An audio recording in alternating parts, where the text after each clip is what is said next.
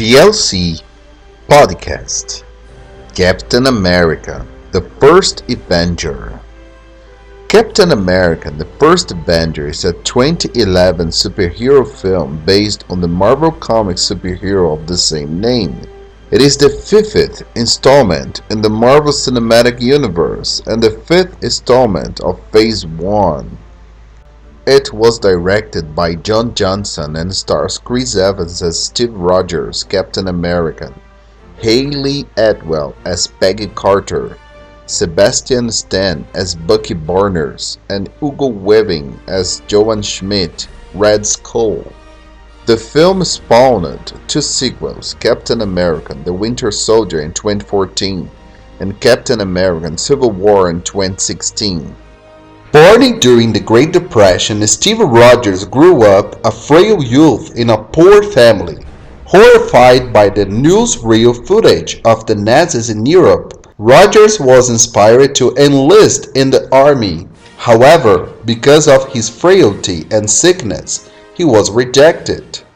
Overhearing the boy's earnest plea, General Chester Phillips offered Rogers the opportunity to take part in a special experiment, Operation Rebirth.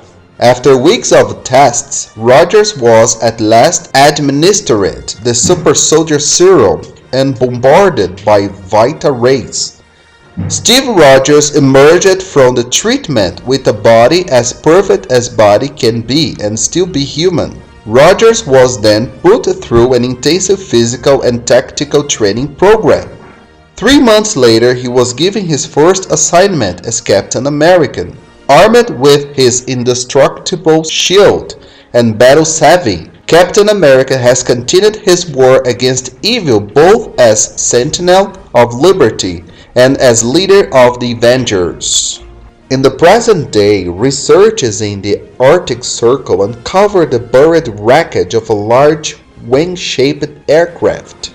While investigating the aircraft's interior, two of the researchers discovered a frozen circular object with a red, white, and blue motif. In March 1942, Hydra forces led by Johann Schmidt invade a stone church in Tønsberg, Norway, seeking a mysterious cosmic aircraft known as Tesseract, which possesses untold powers.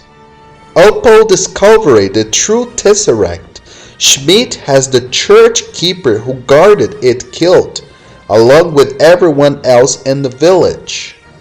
In 1943, New York resident Steve Rogers is once again rejected for military duty on the battlefields of World War II, despite making multiple attempts at different enlistment offices due to his frail physical appearance and numerous health issues.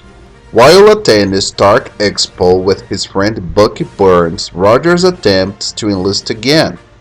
After overhearing Rogers' conversation with Barnes about wanting to help in the war, Abraham Erskine allows Rogers to enlist as a candidate of Project Rebirth, a super soldier experiment being conducted by the Strategic Scientific Reserve under the supervision of Erskine, Chester Phillips, and Peggy Carter. During basic training, Phillips is unconvinced by Erskine's claims that Rogers is the right person for the procedure, but relents after seeing Rogers commit an act of self-sacrificing bravery. The night before the treatment, Erskine reveals to Rogers that Schmidt underwent an imperfect version of the procedure and suffered negative side effects due to his inner ambition for power and obsession with becoming a Superman.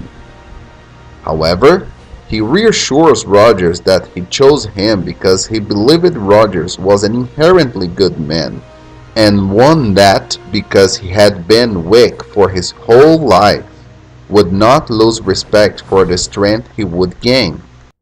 Back in Europe, Schmidt and Hermann Zola, using one of his machines, successfully harnessed the energies of the Tesseract, intending to use the power to fuel Zola's inventions. Meanwhile, Schmidt, having discovered Erskine's location, dispatches an assassin to kill him. In New York City, Erskine subjects Rogers to the superpower soldier treatment, putting him in a special chamber where he is injected with the super soldier serum and dosed with Vita Rays. Roger emerges from the chamber taller and with an enhanced physique. After witnessing the success of the experiment, one of the attendees reveals himself to be Schmidt's assassin, Heinz Kruger, who shoots Erskine, killing him. Kruger grabs the last vial of the super soldier serum and escapes the facility into the streets of New York.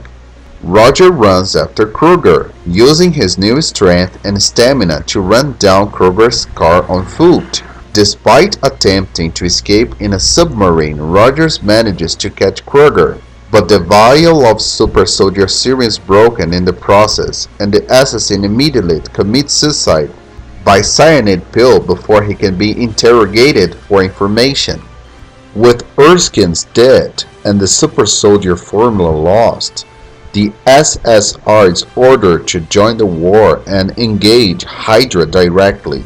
However, Phillips decides to leave Rogers behind and allow scientists to study him in an attempt to rediscover Erskine's formula.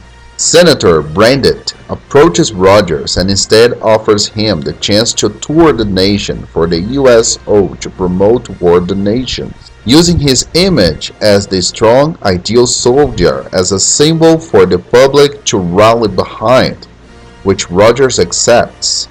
During his work for the USO, Rogers performs in Subscripted.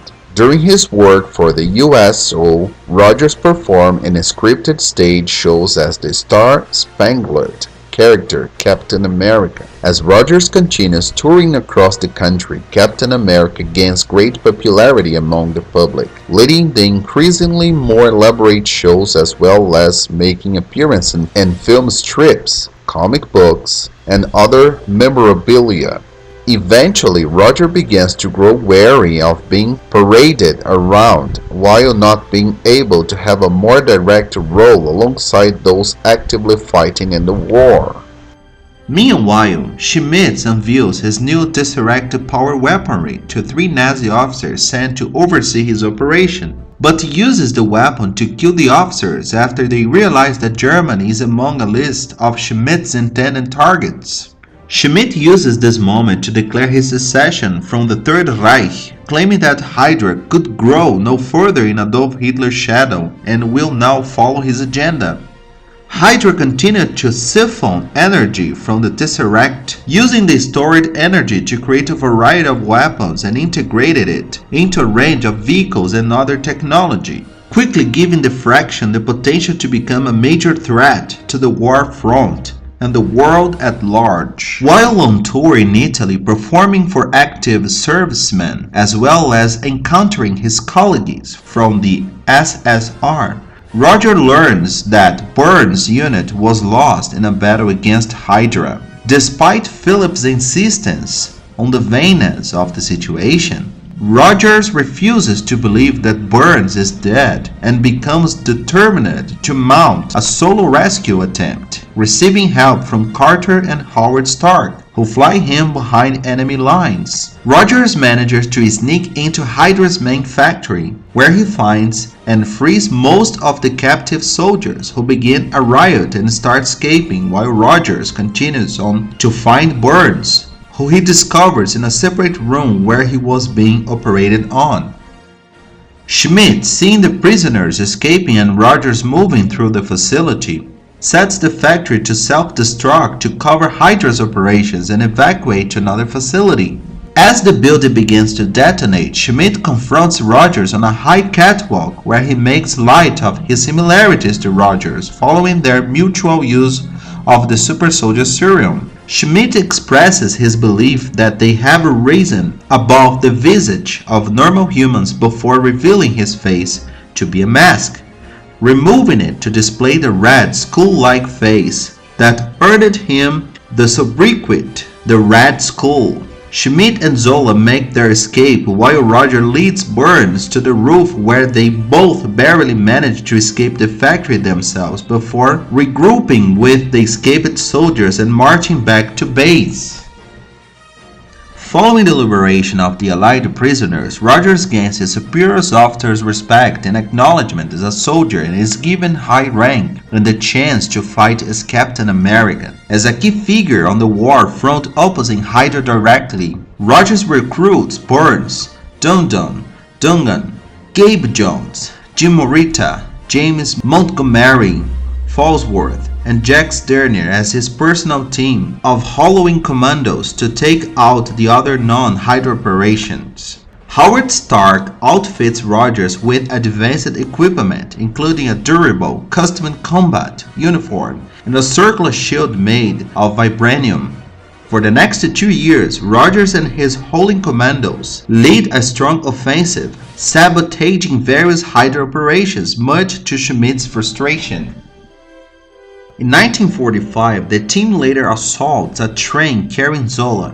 Rogers and Burns engage in a fight with the soldiers on the train, during which Burns falls from the train to his apparent death, while Jones locates Zola on the train and captures him. Rogers is deeply affected by the loss of his best friend and is convinced by Carter to use his sorrow as motivation to put an end to Hydra for good. Using information extracted from Zola, the final Hydra stronghold is located and Rogers leads an attack to stop Schmidt from using weapons of mass destruction on the United States. Rogers climbs aboard the Valkyrie, Hydra's massive aircraft bomber, as it takes off. During the subsequent fight, a machine containing the Tesseract is damaged. Schmidt physically handles the Tesseract, which opens up a wormhole into space, sucking him into it in bright light. The cube falls to the floor, burning through the plane and falling into the ocean. Seeing no way to land the plane without the risk of detonating its weapons, Rogers instead crashes it into the Arctic shelf while making a sorrowful goodbye to Carter, making a promise to take her dancing, knowing he would never be able to make the date. Stark later recovers the Tesseract from the ocean floor, but is unable to locate Rogers' body or Schmidt's aircraft. Rogers awakens in a 1940s-style hospital room, deducing from an anachronistic radio broadcast that he was out of place. He flees outside into what is revealed to be present-day Times Square, where Nick Fury tells him he has been asleep for nearly 70 years. Stunned by this revelation, Rogers' only response is that he had a date.